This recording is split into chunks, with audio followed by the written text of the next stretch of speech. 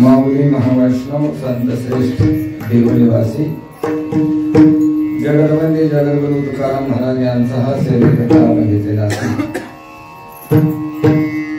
या आव्हानातून महाराजांनी सिद्ध भक्ताची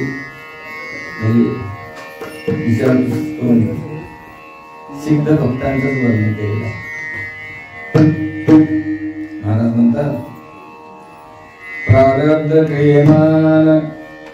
प्रारब्ध क्रियमान भक्ता संचित नाही जाण अवघा देवची झाला पाही भरोनियांतरवाही सत्व रज तम बाधा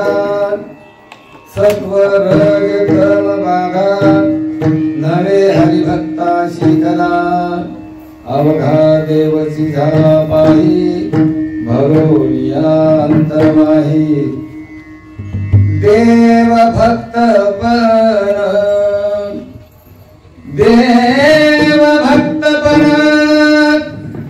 तुका म्हणे नाही भिन्न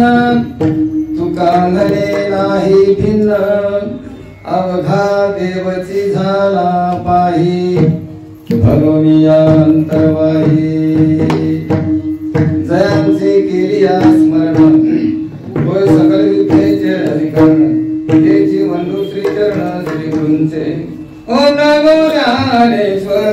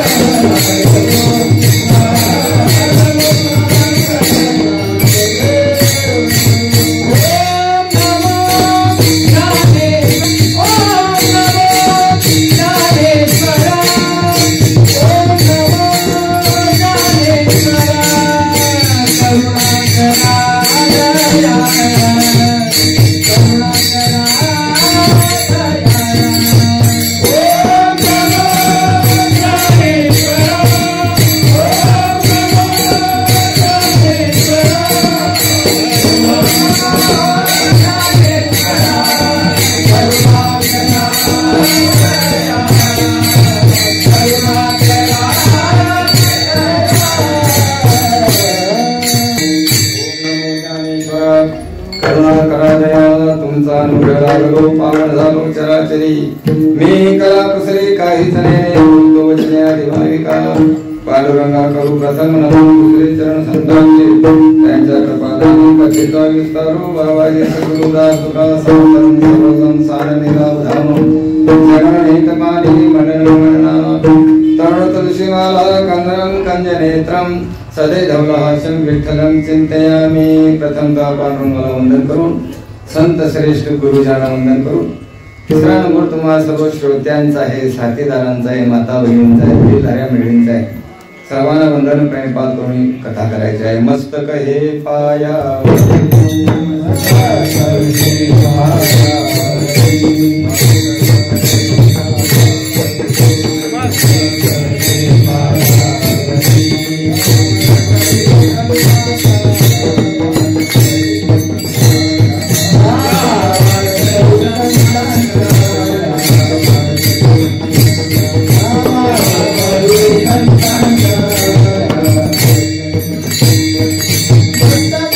Thank you.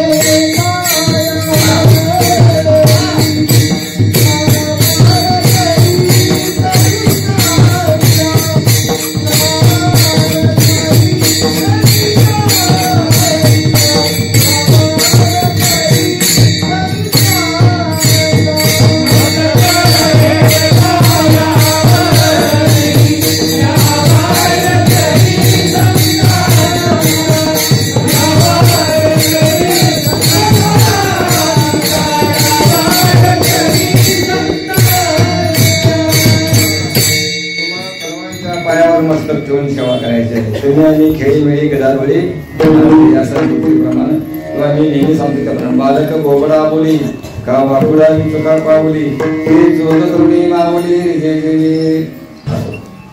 शेवकता निवडणुकीच्या अभंगातून मला सिद्ध भक्तांची लक्षणं सांगतात थोडक्यात. भक्त सगळेच आहेत, तुम्ही आम्ही सुद्धा भक्तच आहोत. भक्त नाही असं कोण? आम्ही स्वतःला भक्त समजतो ना. पण तुकाराम महाराज म्हणजे सुप्रीम कोर्ट आहे. सुप्रीम कोर्ट महाराज तिथं अपील नाही. कुणाला भक्त म्हणावं, कुणाला देव म्हणावं, कशाला भक्ती म्हणावं, ते सगळं तुकारामांनी सांगावं. आपल्याला प्रमाणात भक्त पाठायचं. भक्ती आम्ही तुम्ही काय म्हणतो, फक्त भक्ती करतोय त्याला, देवाची भक्ती करतोय त्याला भक्त म्हणतो. पण भक्ती कुठली? भक्ती शब्दाची व्याख्या अशी आहे, देवावरील परमप्रीती, तिचं नाव आहे भक्ती. मग कुठल्या देवावर? इतर दैवतांच्यावर सेंद्रिय इंद्रिय दैवत असते त्यांच्यावर लोकांची परमप्रीती असते, त्याच्यावर चालत नाही. करायच लागतंय, करायच लागते. काय लागते? काय करायला लागते? जत्रा करायला प्रीती असते ते पण भक्त. पण असं नाही, कोणती पूजा आपल्या पोटाची रडते भागते शिते आवडा, त्याला भक्ती म्हणत आहे. देवावर प्रेम आहे. कुठल्या देवावर? बर्या मागा पंढरी राम तो या देवांचा हे देव, सगळ्या देवांचा देव असणारा जो पांडुरंग परमात्मा आहे त्याच्यावर जे परम प्रीती असेल तिचं नाव आहे भक्ती. किंवा महाराजांनी म्हटलंय, हीच थोर भक्ती आवडते देवा संकल्पादी माया संसाराची, ह्या संसारिक शब्दात पदार्थाची सगळ्या देहा सकट सर्व संसारिक पदार्थाची माया जी आमची प्रेम आहे त्याचा संकल्प सोडायचा आणि ते प्रेम देवावर ठेवायचं, याचं नाव आहे भक्ती. तुम्ही आम्ही जे भक्त आम्ही स्वतःला समजतोय, आमचं आमच्या देहावर प्रेम आहे का देवावर प्रेम आहे? हो, आपला तुमचा अस्मर आहे. आता हे काय दुसऱ्याला करणार आहे, तुमच्या मनात तुमच्या अंतकरणात वर्ण करून काय करणार नाही. पण सर्वसामान्य जग सगळं वरच बघते. काय भुलला असे वरलीय रंगा, वरच्या रंगालाच भोगते. आत कसा आहे काय माहिती नाही, आत कसा आहे काय माहिती नाही. त्याला माऊलींनी अज्ञानाची लक्षणं वर्णन करत असताना एक सुद्धा भूमी घातल्यावर मृत जैसा श्रृंगारीला गाढव कीर्ती न्हाणीला कडू दुनिया माखीला बोले जैसा. कडू उपायाला वरून गुळ मागला म्हणून ते गोड लागेल का? आत कसा आहे? कडूच आहे, कडूच आहे. वर्ण काय नाही करणार. त्याचं साधारण कसं कळेल? त्याचं आचार विचार आणि उच्चार असतील त्याच्यावर थोडंफार कळेल, जास्त काय करणार नाही. तुला महाराजांचं कारण तो मी हवं ऐसे म्हणे तो काहीच नाही असं म्हणायचं. तेव्हा साधुबोध झाला ठाईच मुलाला अनुभव. तो सांगायला बोलत नाही किंवा तो सांगत नाही मी असं आहे भक्त आहे तसा आहे भक्त आहे. आणि जो सांगतो तो भक्त ठरत नाही, भक्त ठरत नाही.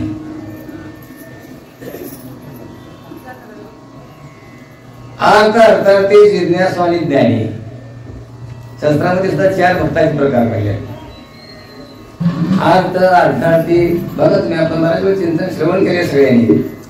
अर्थ भक्ताचं प्रारब्ध क्रियमान संचित गेलेलं नाही. अर्थार्थीचं प्रारब्ध क्रियमान संचित गेलेलं नाही. जिज्ञासू सुद्धा गेलेलं नाही. तो जाणाव्या लागे पाहिजे. जिज्ञासू तो जाणाव्या लागे पाहिजे. अर्थ म्हणजे काय? ते मिळावं इच्छा आहे नाही, म्हणजे अजून व्यवहारिक पदार्थाची आसक्ती आहे. ते देवाकडून प्राप्त व्हावी तो म्हणून तो भक्त देवाची भक्ती करतो. अर्थार्थी तसाच काहीतरी मिळावं, काहीतरी चांगलं व्हावं, आपल्याला कल्याण व्हावं. पण इथं चौथी म्हणून इथं चौथा भक्त जो आहे, मग चौथी यायचे खाली काहीच करायला नाही. कोण चौथा भक्त? हे समजते श्री वासुदेव ऐसा प्रतीती रसाचा ओतला भाव भक्ता माझी राहो आणि ज्ञानिया तोची स पुढे घातले, ची घातली. तो ज्ञान. आणि असा जो ज्ञानी भक्त आहे त्याचं अन्याय निवृत्त झाले, सर्वत्र व्यापकत्वानं अनुभूती आली. काय अनुभूती आली? माझा देव केवढा आहे, माझे असं माझा देव केवढा आहे. विठ्ठल विस्तारला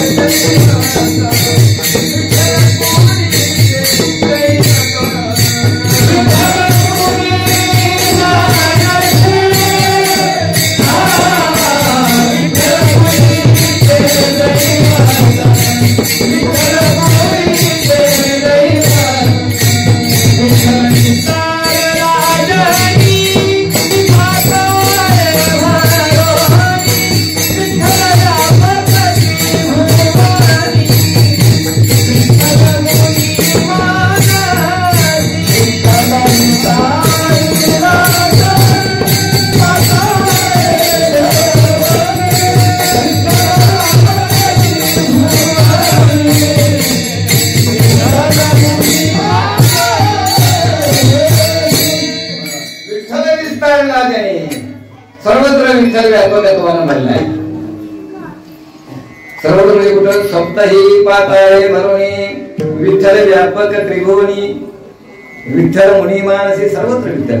म्हणजे याच्याकडे अशी अवस्था ज्याची झाली तो त्याच्यासह कोण झाला? आता तो देव झाला. अशी ज्याची अनुभूती आहे त्यांना काय म्हणावं?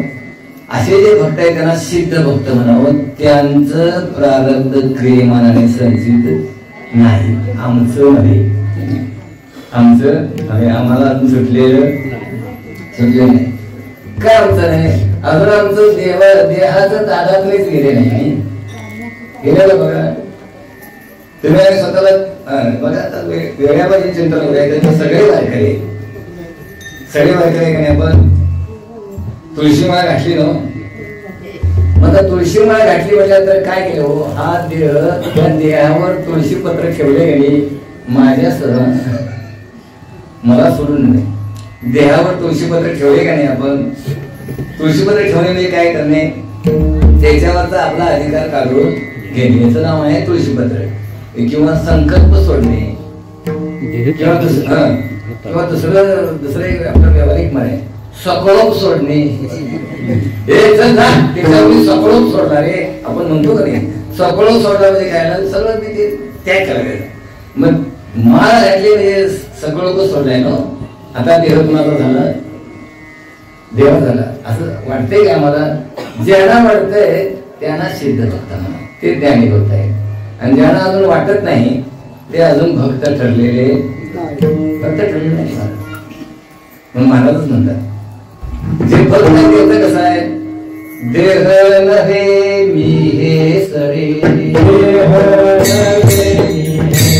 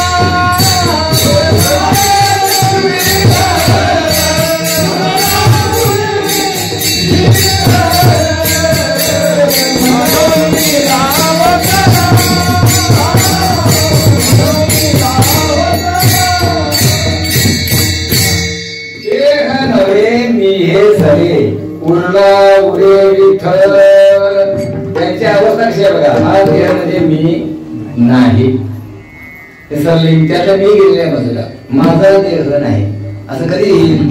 ज्ञान झाल्याशिवाय स्वरूपाची प्राप्ती झालेल्या अशी अवस्था प्राप्त होणार नाही. माझा देह नाही, मी देहापासून वेगळा आहे. ज्या ते नेहमी आपण चिंतन करतोय बघा, जे माझं आहे ते माझं नाही असा निश्चय करणे, याला लय चिंतन म्हणतात. माझं आहे ते माझं नाही. काय माझं आहे? आता बाहेर बघूया आपण. भारत माझा देश आहे, सारे भारतीय माझे माझ, म्हणजे मी नव्हतं.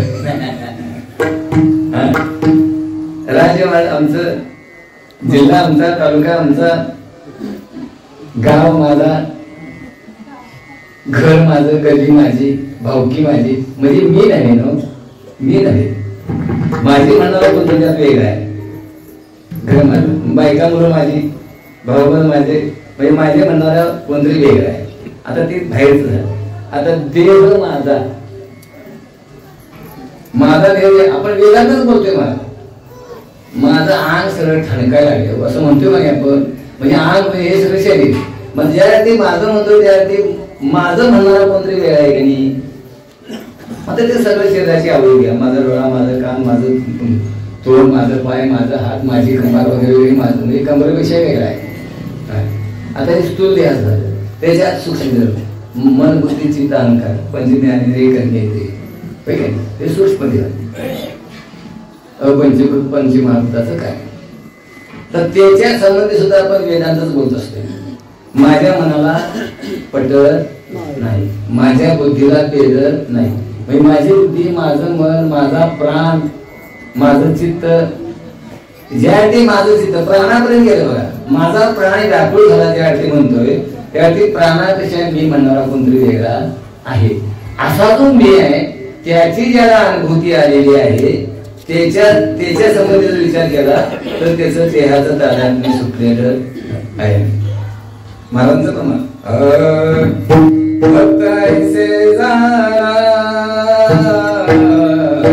Jai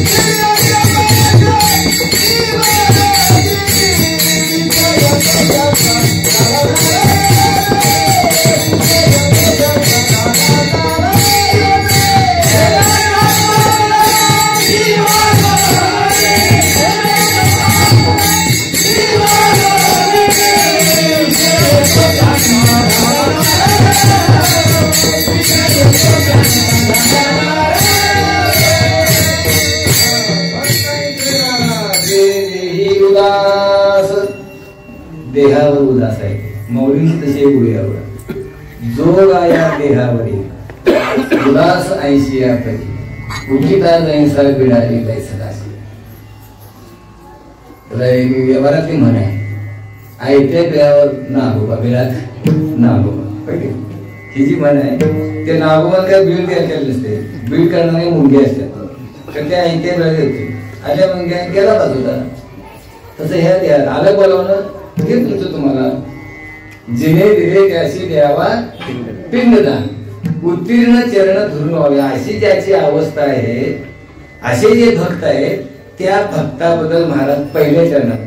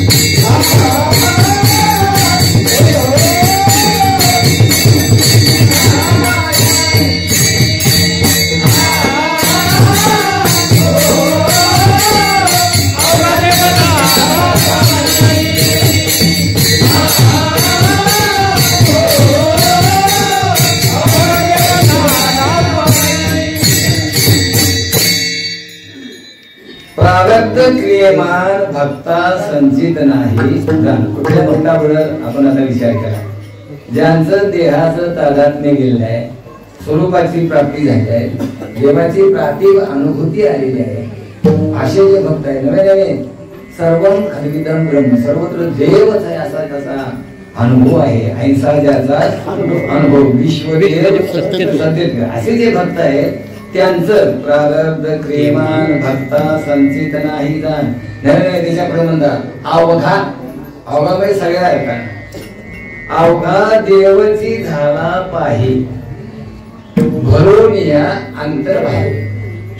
तो कसा आहे अवघा, तो देवच आहे. आता देव देवच बघा, तुमची आमची सुद्धा कल्पना कशी आहे माहिती आहे, सर्वसामान्य लोकांची कल्पना देव म्हणजे कसा हो, देव म्हणजे कसा, पांडुरंग असला तर कमरेवर हात ठेवलेला, रामप्रभू असला तर धनुष्य खांद्यावर असलेला, कृष्ण असला तर बासरी हातात घेतलेला, किंवा इतर आणि काय दैवत असतील ते ज्योतिर्लिंग असेल तर कुराड हातात घेतलेला, अशी तुमची कल्पना आहे. तर इतर महाराज म्हणतात ज्याचा असा अनुभव आहे, सगळे विश्व देव आहे असा अनुभव आहे, मग तो कसा आहे, तोच देव आहे. दिसेल तो आम्हाला कसा दिसेल, त्याला मौनीचे वळ आहे, ते वर्तक दिसते देही पै ते देही नामाच्या ठाई आणि मी तयांचे हृदय समग्र. ते वर्ण तुम्हाला कसं दिसते, माणसाला दिसते, त्यात काय फरक पडणार नाही. मग मी सांगितलं वर बघताना आम्ही उपाधिकच बघतोय, आजची स्थिती आपण कधी बघत नाही, स्थिती बघत नाही. किंवा दुसरे एक उदाहरण आहे, ते उद्या ते चालते ज्ञानाचे बिंब तयांचे अवयव ते सुखाचे कोंब. एक माणूस पण ते भांब लौकिक भाव, लौकिकाच्या दृष्टीने ते माणसासारखे दिसतात, पण ते माणसं नाही मला. ते कोण आहे, देवच आहे. देवतेची संत शेवटच्या देवच आहे ते.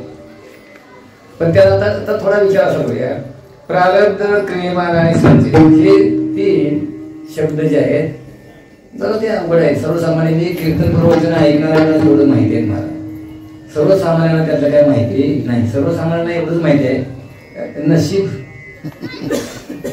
बाकी त्यांनी काय माहिती आहे काय आमचं नशीबच बाद आहे, फुटकं कपाळ एवढंच माहिती आहे. आदर्श हे बी काय हे ऐकणाऱ्यांशी माहिती आहे. कीर्तन प्रवचन जे ऐकतात, श्रवण करतात, संत साहित्य जे विचार करतात, जे वाचतात त्यांनाच हे शब्द माहिती आहेत. बाकीच्यांना या शब्दांचा परिचय फारसा नाही. तसं आता विचार करूया आपण. कर्माचा हे प्रकार आहेत महाराज. एक भोगात्मक कर्म आणि दुसरे क्रियात्मक कर्म. तसे कर्माचे 2 प्रकार आहेत शास्त्रामध्ये. 2 कर्म आहेत. एक विहित कर्म आणि दुसरं निषिद्ध कर्म. विहित कर्म कशाला म्हणावं? शास्त्रानं सांगितले, वेद बोलीत जे कर्म आहे, वेदानं सांगितले, शास्त्रानं सांगितले, सर्व समाज मान्य आहे असं जे कर्म आहे त्याला विहित कर्म म्हणतात. आणि निषिद्ध कर्म जे करू नये म्हणून सांगितले शास्त्रानं त्याला काय म्हणायचं? निषिद्ध कर्म. पण आम्ही भक्त सुद्धा निषिद्ध कर्म केल्याशिवाय सोडत नाही. पाहू नये ते पाहू नये, ऐकू नये ते ऐकू नये, खाऊ नये ते पिऊ नये ते.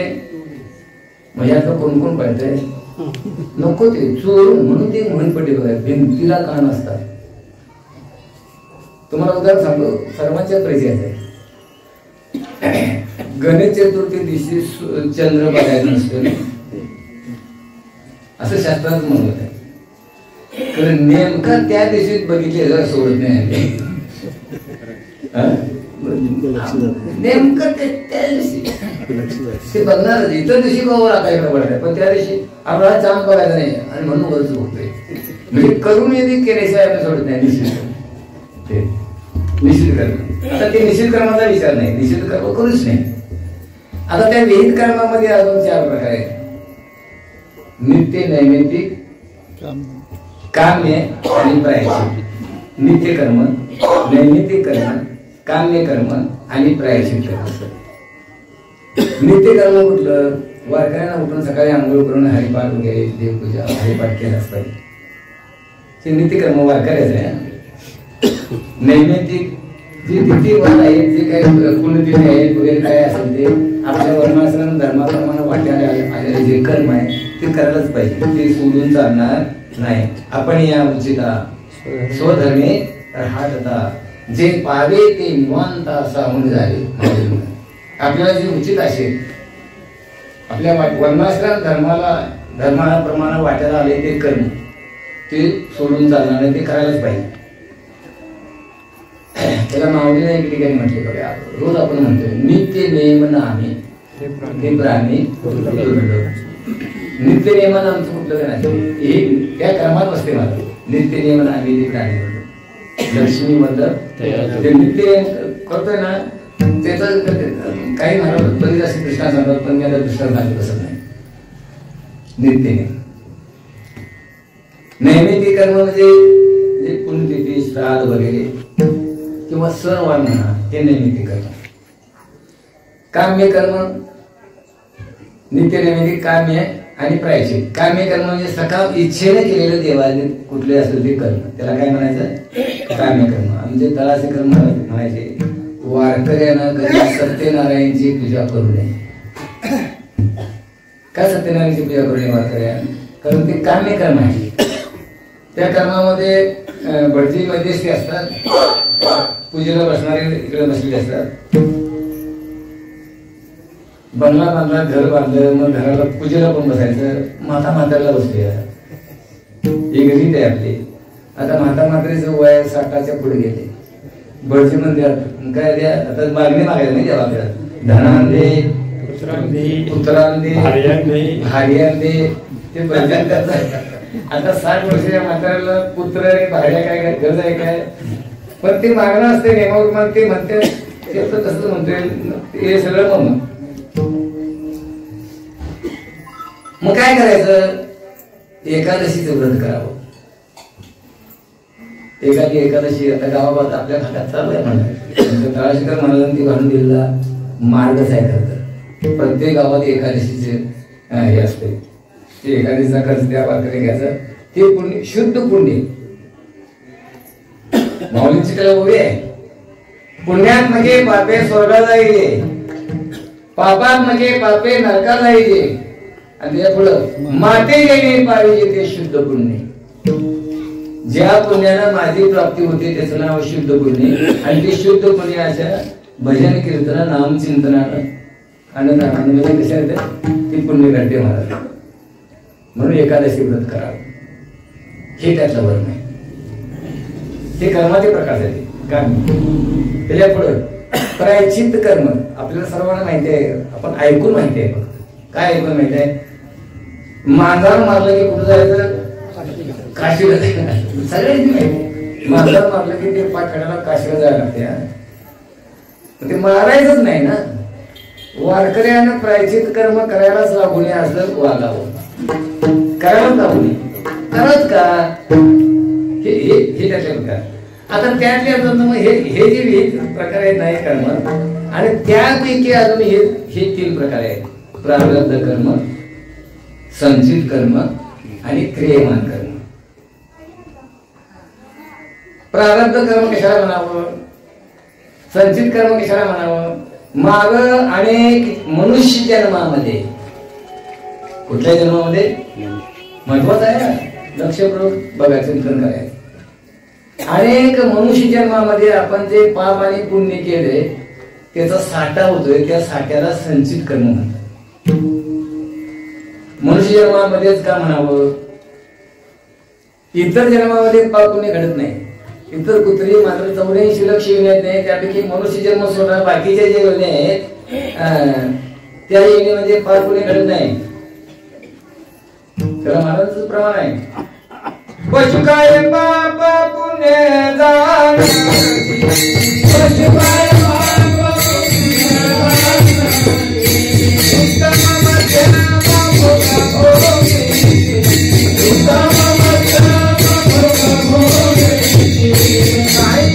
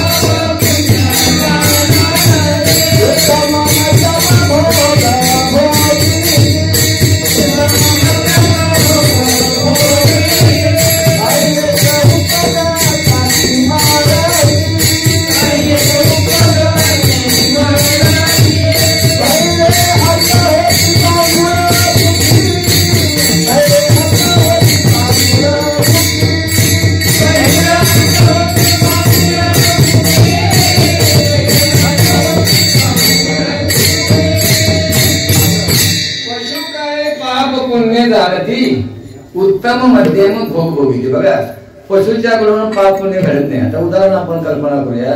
तिथे एखादं कुत्रं आलं आणि एकदम महाराजाला चावलं. सगळ्या कुत्रा आलं गडबडीत पळत नाही, महाराजाला चावलं म्हणजे काय, ते त्याचं पाप होणार नाही. आणि एखादा दारुडी आला आणि त्याने महाराजाला मुस्काळत मारली, त्याचं बाकी पाप होणार. लक्षात येईल महाराज माणसाचं, प्राण्याचं काय घेत नाही. आणि एखादं कुत्रा येऊन कीर्तन ऐकायला बसलं तर त्याचं पुण्य नाही. पुण्य नाही त्याचं. पण एखादा कोणतरी कधीच न कीर्तन येणार येऊन जर बसला आणि ऐकायला 4 शब्द ऐकले तर त्याचं पुण्य होईल. नुसतं पुण्य नाही तर शुद्ध पुण्य होईल. शुद्ध पुण्य. म्हणून महाराज पशु काय पाप पुण्य जाणते, उत्तम मध्यम भोग भोगी. कारण तिथे अनेक शास्त्र असं आहे, माणसाचा जन्म संचितातलं पाप पुण्य समान असेल त्यावेळी माणसाचा जन्म. पाप जास्त पुण्य कमी जनावर पशुच्या जन्म, आणि पुण्य जास्त पाप कमी देवलोकात जन्म. देवलोकात असं त्याला एक शास्त्र आहे. मग पशु जरी असलं तर त्यांनी काय थोडंफार पुण्य केले की, आणि पाप बरंच पाप केले बरंच पाठ केले म्हणून त्यांना बोलता येत नाही. भूक लागली तर भूक लागली म्हणता येत नाही. ताण लागली तर ताण लागली म्हणता येत नाही. पोटात चावत असलं तर मला कळ मारती पोटात म्हणता येत नाही.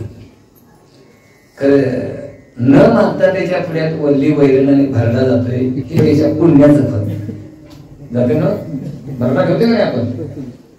भाकरीला पीठ नसलं चालेल घरात, कारण म्हशीला भरला ठेवायला पाहिजे, कारण उद्याची धार देणार नाही. हे तिच्या पुण्याचं फल आहे.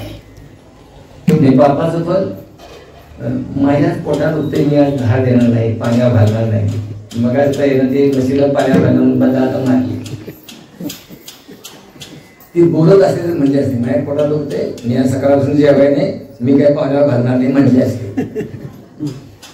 पण तिला म्हणता येत नाही. बरोबर ना. पण माणसाचा जन्म असा आहे महाराज, या जन्मात मागच्या त्या संचितातले जे भोग घेऊन आलोय ते भोग भोगणे, जे भोग भोगायला लागतात ते चुकत नाही. याचं नाव आहे प्रारब्ध. आणि हे भोग भोगत असताना जे आम्ही काय कर्म करू त्याचं नाव आहे क्रियमान. केले ते क्रियमान.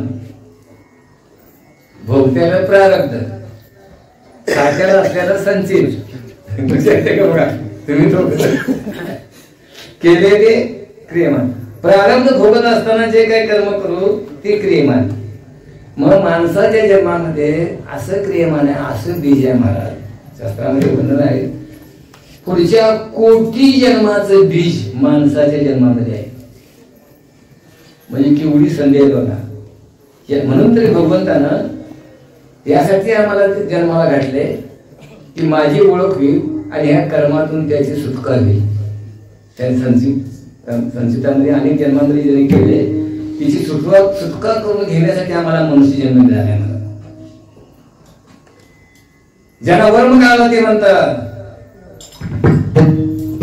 जेणे आजीवन दिला दान, जेणे आजीवन दिला दान, आजीवन दिला दान, जेणे आजीवन दिला दान, दयाचे करुणा चिंताना, दयाचे करुणा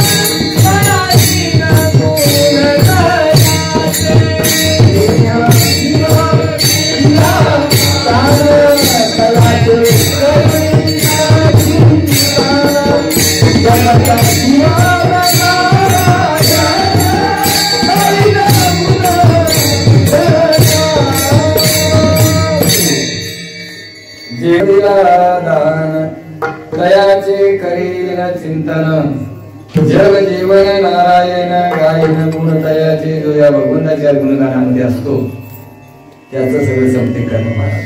किंवा कैसे माझ्या गुणी झाले देश काळाले विसरले कीर्तने सुखी झाले आपण पाहिजे. त्या कीर्तनाच्या गुणाने आपल्याचा देहभान विसरून देहभान विसरतात. देवाच्या नामचिंतनामध्ये गुणगानामध्ये देहाचं मन राहत नाही महाराज. देवन हरपून विषयी विसर पहिला निशेष अंगी ब्रह्मरस कसा होता माझी मत झाली अनावर वाचा छंद या नामाचा घेतलासे. भगवंताच्या नामाचा जर छंद लागला तर हे सगळे निघून जाते. हे त्याचं वर्म आहे. म्हणून त्या भगवंतालाच म्हणावं त्या धर्माची तू मूर्ती पाप पुण्य तुझे हाती मध सोडवी कर्मापासून दुस्तर आहे. दुस्तर कर्म आहे महाराज. संचित कर्म प्रारब्ध कर्म आणि क्रियमान कर्म हे सगळे कर्माचे जे प्रकार आहेत ते फार दुस्तर आहेत. यातून काय झालं तर एकच उपाय स्वस्वरूपाची ओळख करून घ्यायची. फक्त आपण चालायला शिकतो त्यांना मात्र नाही त्याचं कर्म काय त्याला नाही. मग कुणाला आहे ज्यांना अजून स्वरूपाची प्राप्ती झाली नाही त्याला मात्र ते चुकलेलं नाही. नव्हे तर पाठिंबाचा विचार केला तर हे प्रारब्ध कर्म भोग त्याला सांगितलं मग असे मी सुरुवातीला सांगितलं एक भोगात्मक कर्म आणि क्रियात्मक कर्म. भोगात्मक कर्म म्हणजे भोगायला लागतं ते कर्म आणि क्रियात्मक ते भोगत असताना जे होणार आहे त्याचं क्रियात्मक कर्म त्याचं क्रियमान कर्म म्हणायचे. आता भोग कोणाला सुटले कोणाला सुटले का सांगा. परेशी गवारा सदर कर्मे निर्मोक्ष झाला सदर. तो आपण काढून बघा माहिती आहे महाराजांचा. त्या कर्मापासून देवाधिकांना सुद्धा कोणाला सुटता आलं नाही. एक उरो नाही आले अवतार देव जरी असले देवांची लीला जरी असली तर ते कर्म भोगूनच भोगावर संपवायला लागते. प्रारब्ध कर्म हे देवाने सुद्धा अवतार घेऊन किंवा संतांनी अवतार घेऊनच आम्हाला सांगितले. संतांना काय भोग भोगताना त्रास झाला नाही म्हणतो महाराज. तुकाराम महाराजांना जेवढा त्रास झाला तेवढा तुम्हाला मला कोणालाच नाही. बघ काय त्रास झाला. सावकारी दिवाळी निघाली दुष्काळ पडला. सावकार ती सगळी सोडून दिली. सजावटीची कोण सोडेल. एक पत्नी मेली एक मुलगा मेला. महाराज म्हणले बरे बाई मेली बरे झाले बरे माया सोडली. बरे झालं आम्ही म्हणू काय आम्ही म्हणू ते आमचे मी ते नेहमी सांगते उदाहरण सांगा होतं उदाहरण.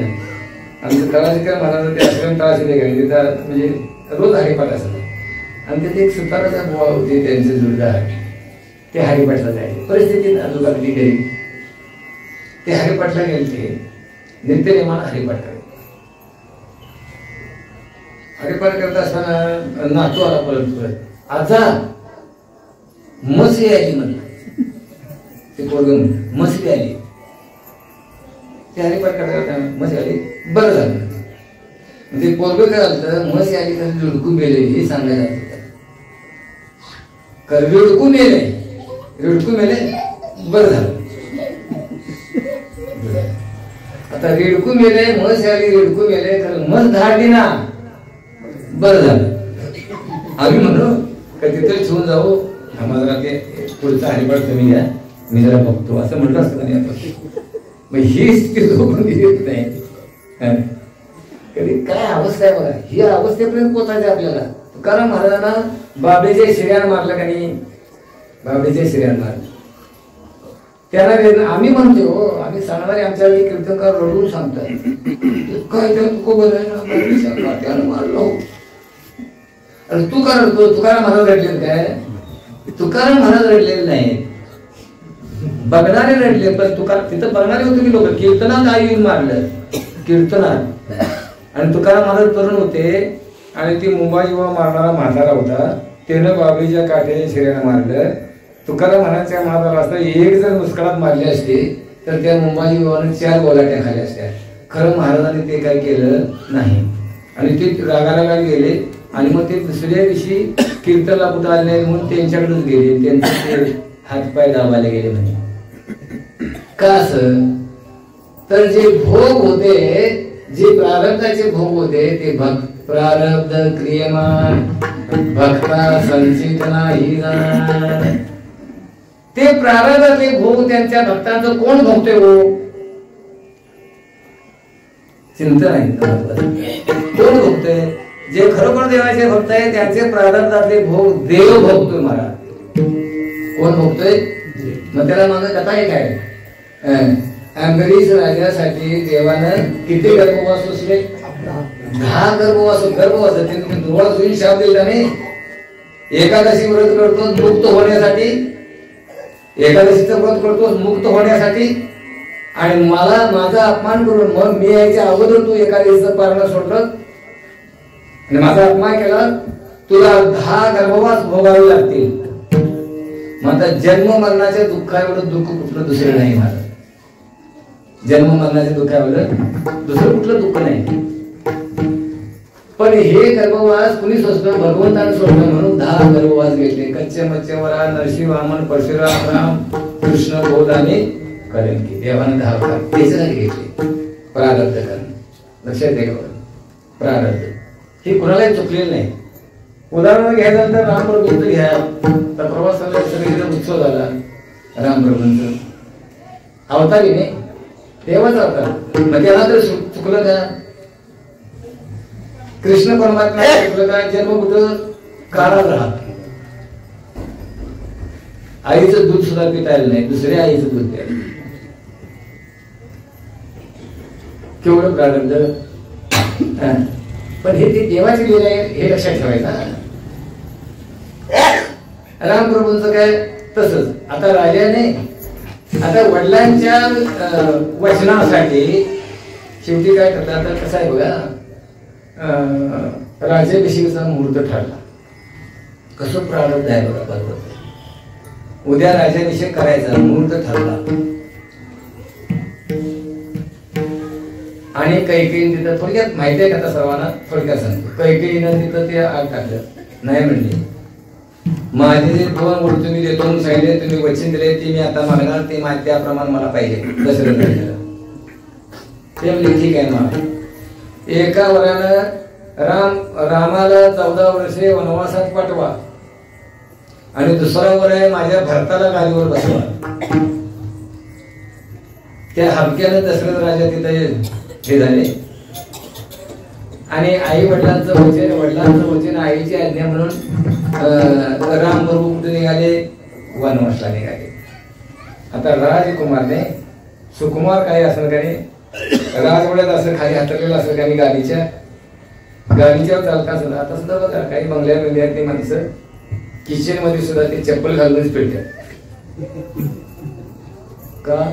फरशी गाव लागू नये, कुठं काय होऊ नये, चप्पल घालून. कोमल एवढं शरीर झाले, एवढी झोपतात माणसं. आता राजकुमार म्हटल्यानंतर कसं असणार? राजवाड्यात फिरताना सुद्धा पायात मऊ काहीतरी चप्पल असणार काही. पण हे काय होतं? वल्कल घालून जायचं, सगळं राजाचा वेश काढून ठेवायचं. काय कर्म निघाले. चित्रकूट पर्वतापर्यंत गेले. तिथं भरत गेला. भरत म्हणला नाही, माझी चूक झाली दादा, म्हणजे आमची आई चुकली, मी तुझं तोंड सुद्धा बघणार नाही, पण तुम्ही राजा आहे पाहिजे, मी तुमचा सेवक. तिथं बरं झालं. मला तिथं चर्चा दोघांची बरी झाली. पण रामप्रभूने सांगितलं, हे बघ, मला वडिलांच्या वचनासाठी आईच्या इच्छेसाठी मला 14 वर्षे वनवासाला जावंच लागणार. मी 14 वर्षे परत अयोध्येमध्ये येणार नाही. मग तू काय समजतो? मीच राजा समजतोस ना? ठीक आहे, मी राजा. पण मी राजा म्हटल्यानंतर आता मी काय सांगितले तू ऐकणार का नाही? भरत म्हणला ठीक आहे ऐकतो. मग काय कर, माझा हुकूम म्हणून तू ते राज्य चालव, तू गादी बस. नाही म्हटलंय. भरत म्हटला मी गादी बसणार नाही, तुमच्या पादुका द्या, तुमच्या पादुका द्या. त्या पादुका मी गादी ठेवतो आणि मग त्या पादुकीच्या सेवेने मी राज्य करतो 14 वर्ष. मग पायात त्या खडावा होत्या त्या सुद्धा भरताने घेतल्या. कर्म कसा आहे बघा. खडावा होत्या त्या आपण कुठे घेतल्या? भरताने घेतल्या. मी कर्माबद्दल सांगायचे. आणि मग ते अनवाणी पायात जंगलात चालताना पाय रक्तबंबाळ झाले रामप्रभूंचे. रक्तबंबाळ हे कसलं फल? लक्ष्मणला म्हणतात हे कर्माचं फल बघ. काय आईच्या वडिलांच्या इच्छेसाठी मी वनवासला आलो, केवढं कर्म बरोबर आहे. बघ माझं कर्म पायात खडा होत्या त्या सुद्धा भरताना नेल्या. कुणालाही सुटलेलं नाही, कुणालाही सुटलेलं नाही महाराज.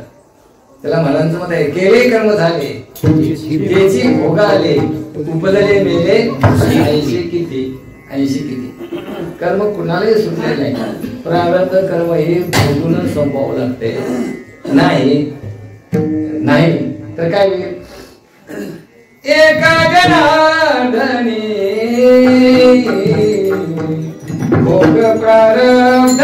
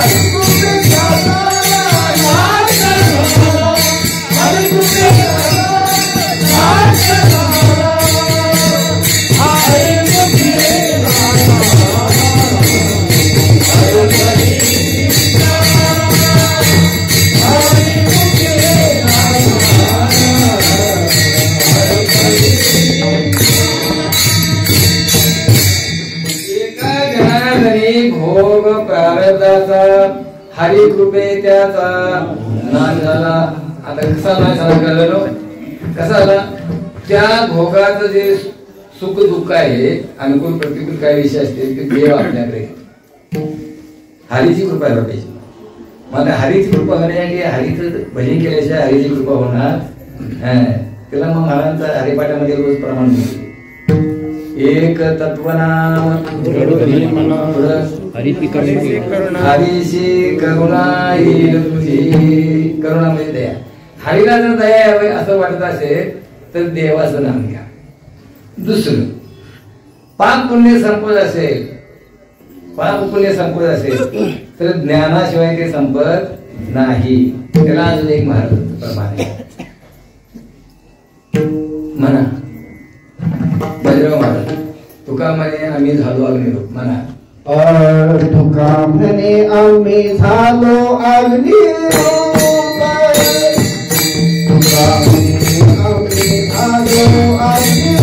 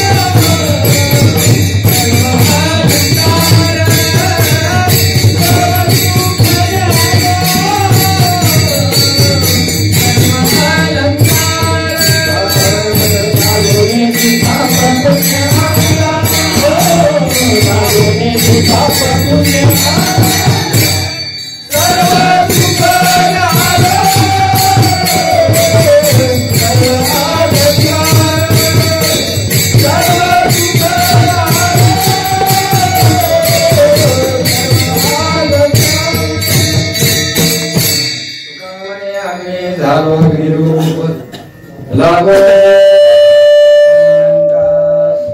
पाप पुण्य अंगा अंगा म्हणजे अंतकरणामध्ये अंतकरणामध्ये पाप पुण्य लागू शकत नाही का स्वरूपानं सगळं एकच झाले त्यामुळे काय आपला काय संबंध त्या पाप पुण्याचा काय संबंध नाही नाही ही अवस्था म्हणजे कशी सिद्धाची अवस्था आहे मला आणि सिद्ध भक्ताची अवस्था आहे असे जे भक्त आहेत त्याच्याबरोबर किंवा महात्म्याची लक्षणं वर्णन करताना किंवा जीवनमुक्त अवस्थेमध्ये असणाऱ्या महात्म्याची लक्षणं वर्णन असतात महाराजांनी ज्ञानेश्वरीमध्ये असं म्हणते मग तया हातो होय तिन्ही लोका खातो परी तेने केली 80 मातू बोलणे बर आता बघा एक उदाहरण असं सांगितलं जात आहे दुर्वास ऋषी आले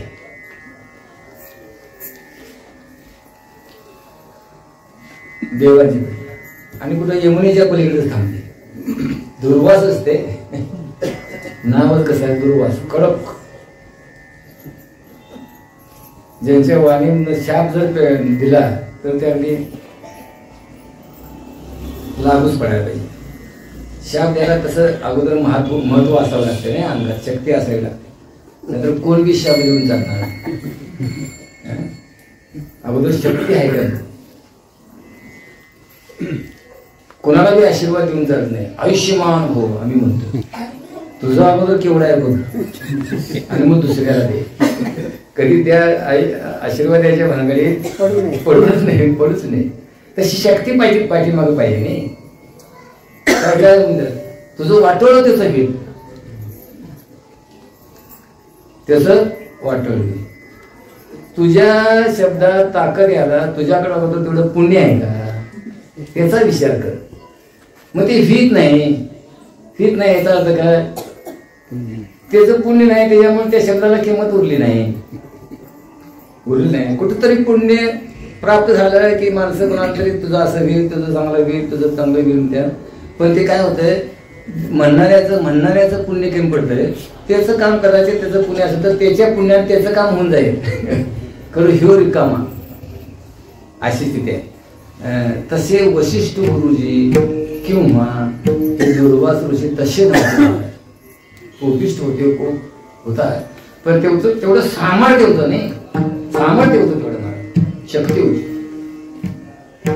आणि तिने निरोप दिला मी आलोय मला भूक लागली जेवण पाहिजे आता देवाचं तिकडं कळलं सगळीकडे बातमी होतात मग देवाच्या पत्नी किती 16,108 त्यांनी रुक्मिणी मातेने विचारलं दुर्वास ऋषी आले आणि त्यांना जेवण घेऊन जायचं आहे केवढं न्यावं देव म्हणजे प्रत्येक जणीनं काय करा 4-5 किलोच्या पोळ्या ते करून न्या प्रत्येक जणी आता 5 किलो 16,000 गुणले 5 किलो किती किलो झालं किती किलो झालं किती खंडी झालं 60 खंडी तसं उल्लेख आहे ते पोळ्या आमटी आणि काय असं ते सगळं भात ते सगळं प्रत्येकाने घेतलं जाऊ म्हणजे घेऊन जाऊ आता देऊन या जाऊ देऊन निघाले पण यमुनेला पाणी आता पाण्यात जायचं कसं आल्या परत रुक्मिणी माता म्हणजे पाणी आहे मग असं करा म्हणजे मी कृष्ण जर बाल ब्रह्मचारी असेल तर यमुना माये वाट दे असं म्हणा यमुनेला त्या सगळ्या हसायला लागल्या आता त्यांच्याच पत्नी आहेत भगवंताला मुलं किती माहिती आहे तुम्हाला 8 प्रमुख पत्नी आहेत त्या प्रत्येकीला 10 मुलं आहेत मुलगी एक आणि एक मुलगी असं आहे ते चरित्रामध्ये वर्णन आहे ते हसायला लागल्या म्हणजे बाल ब्रह्मचारी एवढी मुलांना मी सांगितलेलं त्याप्रमाणे करा ठीक आहे म्हणजे ते त्याप्रमाणे बोलल्यानंतर यमुनामध्ये वाढ गेली वरचं पाणी वरच थांबलं आणि खालचं खाली गेलं आणि वाढ झाली पलीकडे गेल्या ती आता एवढं आणलेलं अन्न सगळं दुर्वास ऋषीने सगळं कळत सोहा सगळं काय केलं सोहा एक गुंडा टाकला नमस्कार केला आशीर्वाद दिला आता परत जायचं आहे तर आणि यमुनेला पाणी मग त्यांनी विचारलं आता पाणी कुणाला नाही कसं जायचं, येताना कसा आला होता, मग यांनी सांगितलं असं असं आमच्या मालकाने सांगितलं. मग आता जाताना असं येऊन म्हणा तुमचं एवढं अन्न खाऊन सुद्धा मी उपवासीच आहे अजून, निराहार. मी कसं आहे निराहार, निरंकार एकादशी. आता ते म्हणतात म्हटल्यानंतर पहिलं खरं हे बी खरं होणार, त्याने तसं म्हटल्यावर नदी आणि तशी जागा दिली. आता हे कोणं काय, ह्या कोण्याच्या पाठीमाचा भाव असा आहे, त्या वरच्या आभाषिक जीवनामध्ये आभाषिक सगळ्या व्यवहारामध्ये त्यांची स्थिती त्यांची वृत्ती कशी आहे, स्वरूपाकार वृत्ती असल्यामुळं त्यांच्याकडून कुठलंही कर्म, मग ते जेवणाचं असू दे ना कुठलं मुलं घ्यायचं असू दे, त्या कर्मात ते नाहीतच, त्या कर्मापासून कसे आहेत अलिप्त आहेत. असे जे भक्त आहेत म्हणून मला दुसऱ्या चरणामध्ये अभंगाचे म्हणतात. अवघा देवची झालाई, अवघा देवची झाला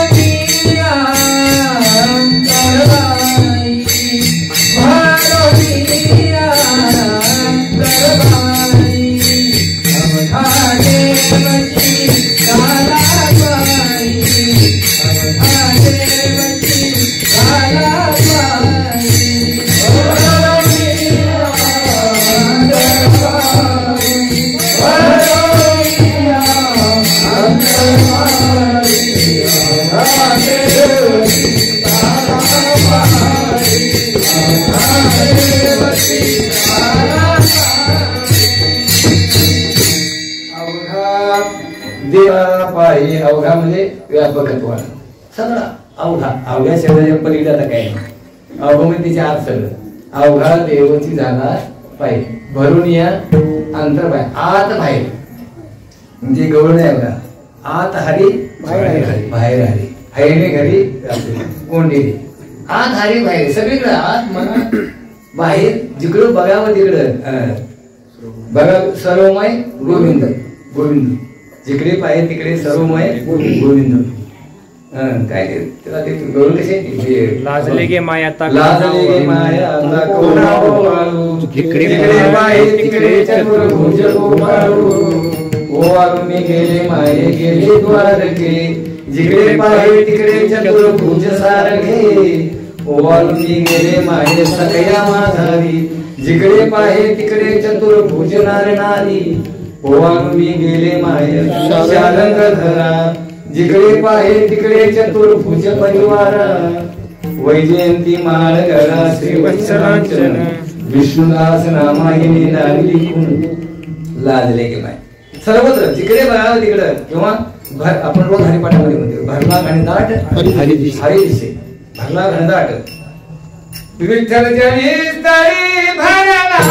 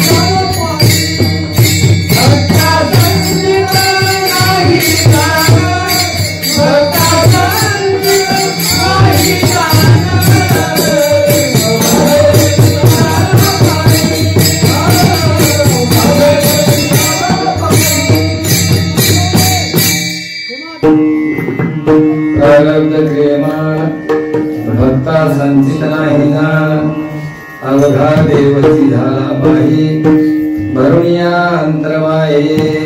या दोन पदात आपण चिंतन केलं.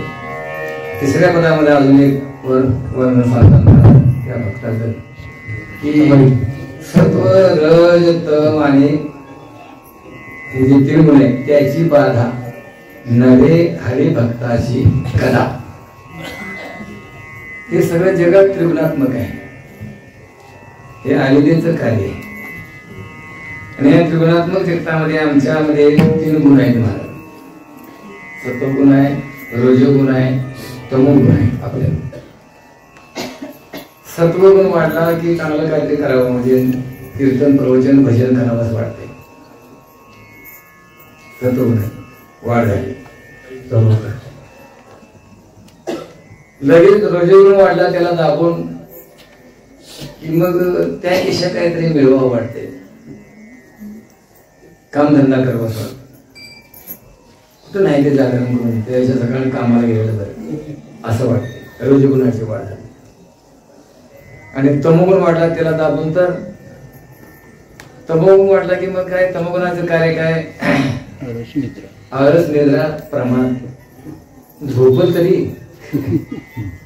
नंतर आळस तरी करेल आणि नंतर मग उदरनिर्वाहासाठी काहीतरी चोरी मारी काय असंच काहीतरी करेल.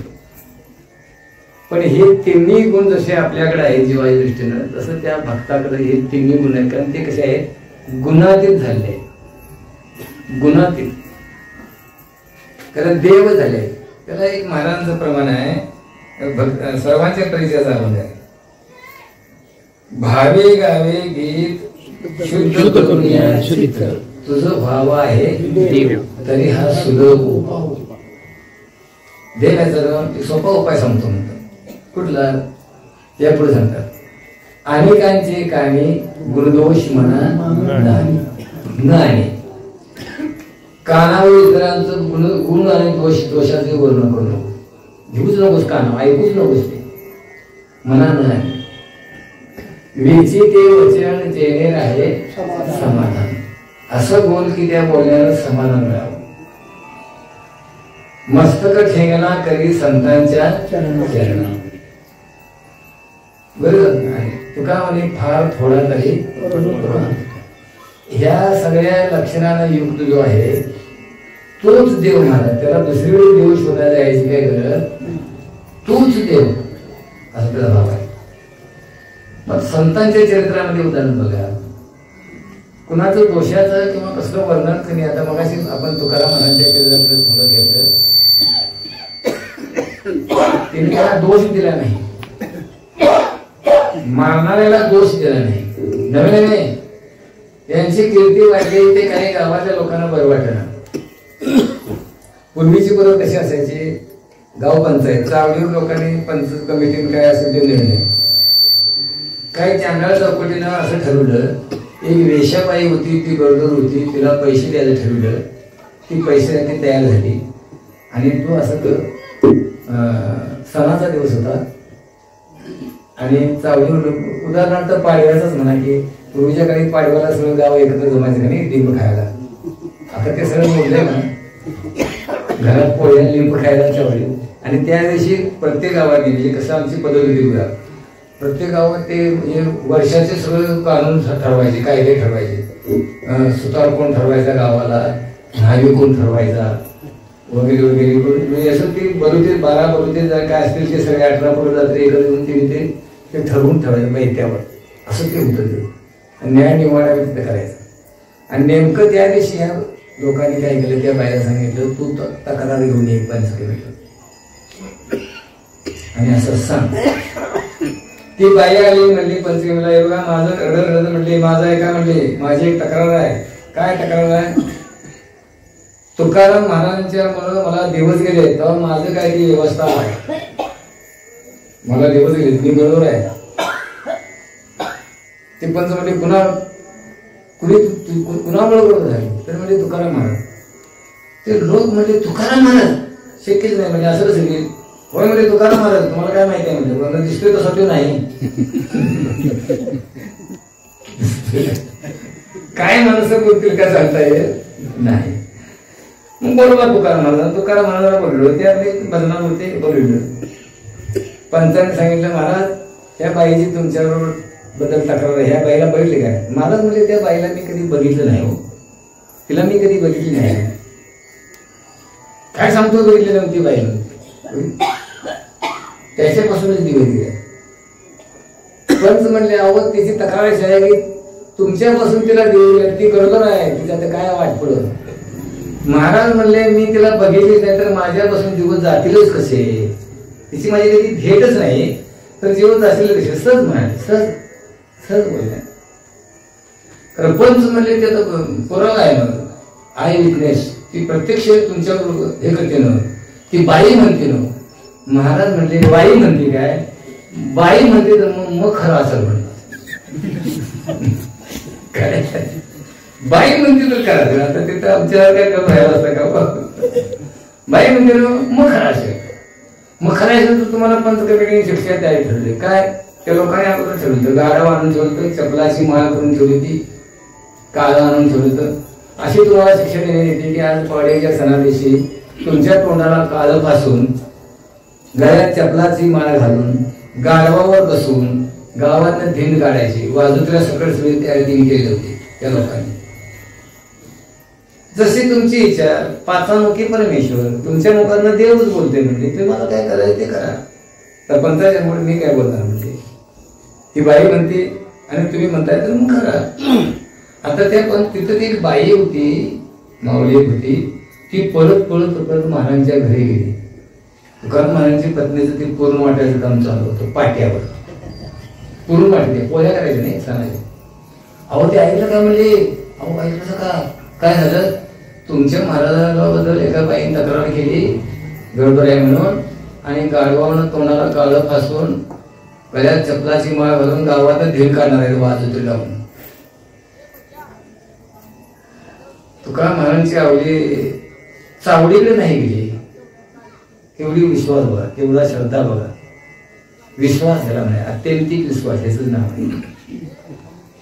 तो पाठ वरोटा घेतला, वरोटा तसा पूर्ण मोठ्याला वरोटा हातात घेतला आणि चावडीत नाही, मंदिराकडे, विठ्ठल मंदिरात त्या काळ्याचं तोंडच फोडतो म्हणजे. माझा नवरा असा आहे काय म्हणजे, पराविया नारी माऊली समान असणार म्हणणारा माझा नवरा, आणि त्याच्यावर आक्षेप घेतात. याला कळत नाही काय, रात्रंदिवस त्याच्या नावात बोलतोय, मी कोण माझा मालक. ते वरटा घेऊन दारात जायला देव आला तिकडे थरथरे. आता काय खरं, आता खरं नाही म्हणला, हे काय माझं सगळं करीत नाही. देवाने आता देवाला काय करणे, काय ना करणे, आगवा तोची एकू जाणे, विश्व चलतसे येणे परमात्मे. त्याला काय करणे, त्याला काय काय म्हणत, त्याला लगेच काय केलं, ती धिंड वादात चालू आहे, सगळं चालू आहे. ती चपलाची माळ होती, त्याची तुळशीची हार झाला, तुळशीचा हार झाला. करतो मान्यता करतो शक्ती, तुळशीचा हार झाला. आणि गाडा होतं त्याचं काय झालं, घोडा झाला. आणि ते वाजा लोक नाचतात, सगळ्यांच्या कपाळाला जे गुलाल होता ते काळ, ते सगळं बुक्का झाला, सगळे दिंडीत नाचतेली होती, ती सगळी दिंडीत निघाली.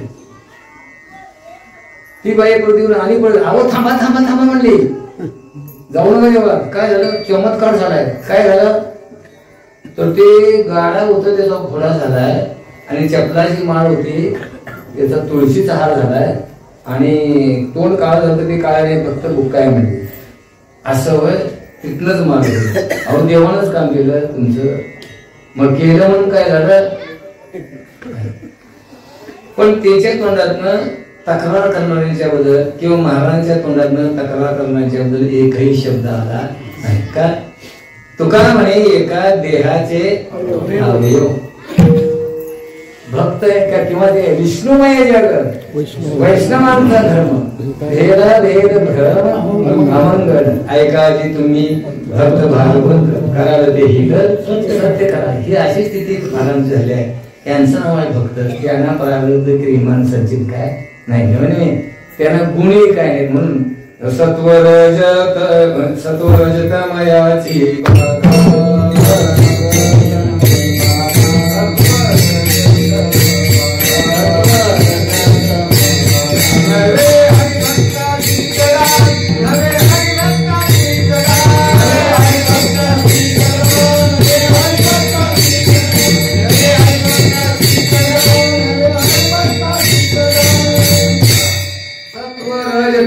तिन्ही गुणाची बाधा हरिभक्ताला कधी असू शकत नाही.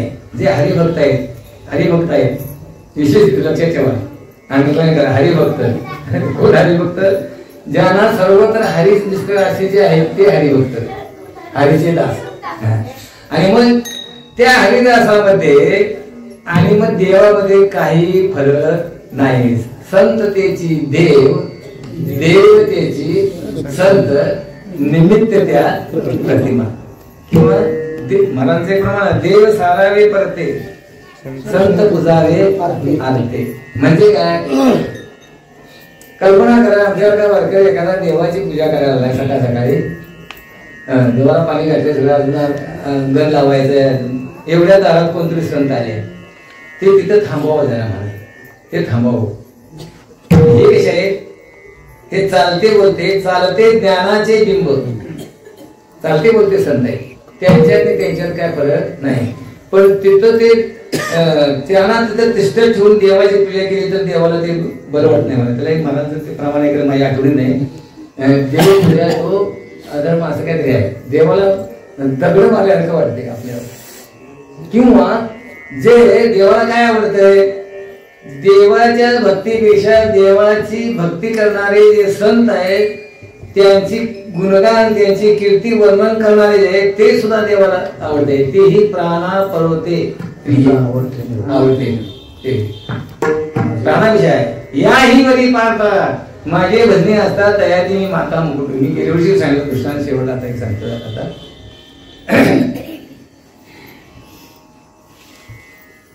आपल्याला सर्वांना कसं माहिती आहे नारद मुनी देवाच्या दर्शनात रोज आहे. त्यांना शाप होता ते देवाच्या दर्शना गेले. देवदर्शन असतील तिथे देवाच्या समोर यादी एक होती. यादी नावाची यादी भक्तांच्या नावाची यादी होती. नारद मुनी देवाची लिहिला त्या नारद मुनी म्हणले देवा कसली यादी आहे तर ते म्हणजे भक्तांची यादी आहे. वाचू का वाचा की.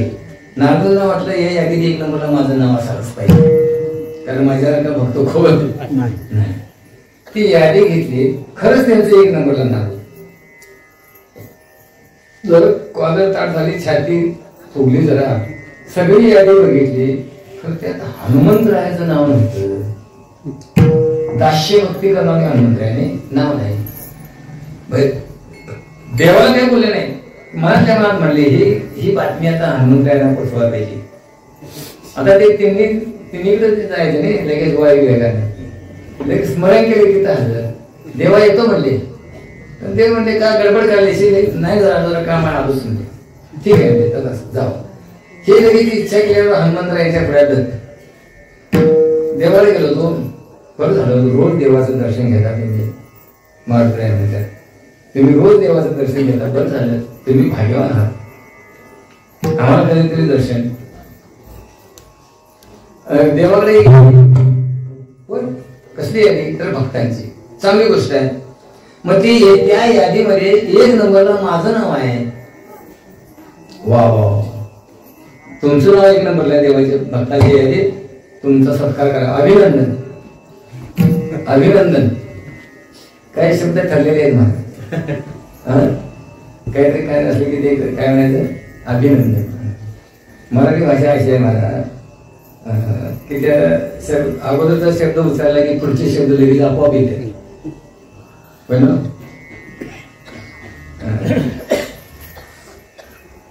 काय भावपूर्ण पुढचं म्हणालो भावपूर्ण शब्द आला की पुढचं श्रद्धांजली शब्द आला तसं अभिनंदन हार्दिक म्हटले की हार्दिक म्हटलं की पुढे अभिनंदन. तसं अभिनंदन खरं तेवढं थांबला नाही ना थांबले नाही म्हणजे खरं त्या यादीत बरीच मोठी यादी आहे. त्या यादीत तुमचं नाव नाही. हनुमंतराय म्हटले त्या यादीत नसेल दुसऱ्या यादीत असेल तर म्हणजे दुसरी यादी आहे हाय की म्हणजे दुसरी ठीक आहे म्हणजे येतो म्हणले हे देखील देवाकडे गेले. मला दुसरी यादी आहे देवा तर आहे की म्हणले ती वाचली नाही तुम्ही तर नाही कुठे भाऊ ही घ्या ती यादी बघता तर त्या यादीमध्ये हनुमंतरायांचं एक नंबरला नाव.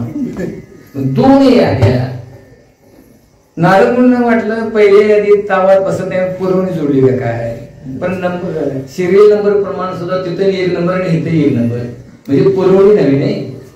पूर्वी तर हे 50 नाव झाले तर पुढे 51 पासून यावे होतं, पण हे 1 पासून आहे. मग देवाला जातो मी म्हटलं ही काय भानगड आहे, ही बी यादी कसली ही यादी. देव म्हणते बघा तुम्ही पहिली घेतलेली, जे माझी भक्ती करतात त्यांची ती यादी आहे, त्या यादीमध्ये तुमचं 1 नंबर नाव आहे, तुम्ही माझी भक्ती करता.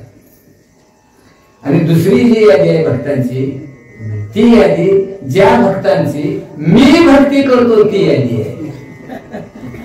भक्तांची भक्ती करतोय ते, आणि त्यात 1 नंबरला कोण आहे, हनुमंत आहे. असो म्हणून असं त्याचा बरं देवात आणि भक्तात काय म्हणजे भेद नाही, फक्त उपाधीचा नाहीतर ते कसे आहेत, एकच आहे. म्हणून शेवटच्या पदामध्ये म्हणतात देव भक्त पण, देव भक्त पण, देव भक्त पण,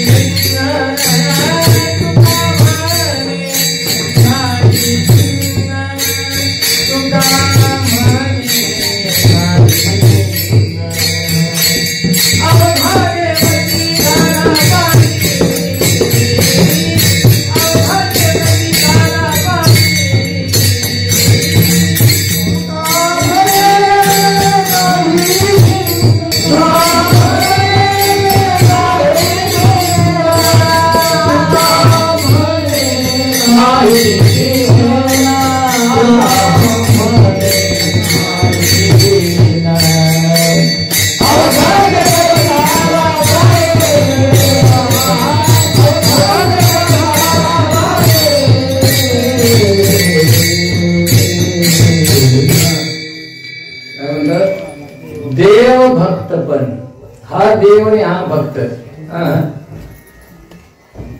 महाराजांनी एके ठिकाणी म्हटले स्वरूपाची प्राप्ती झाल्यामुळं, ज्ञानाची अनुभूती आल्यामुळं तू माझा स्वामी मी तुझा रंग, तू माझा स्वामी आहेस मी तुझा रंग, म्हणजे भक्त आहे.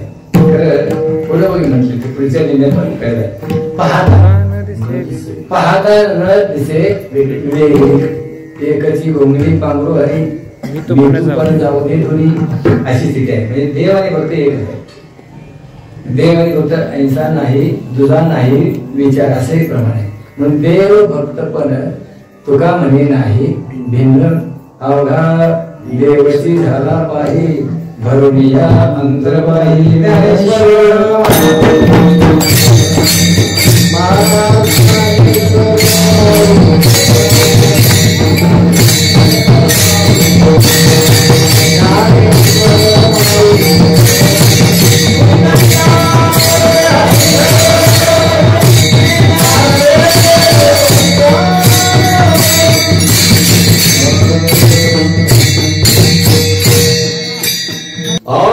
देव भक्त पण,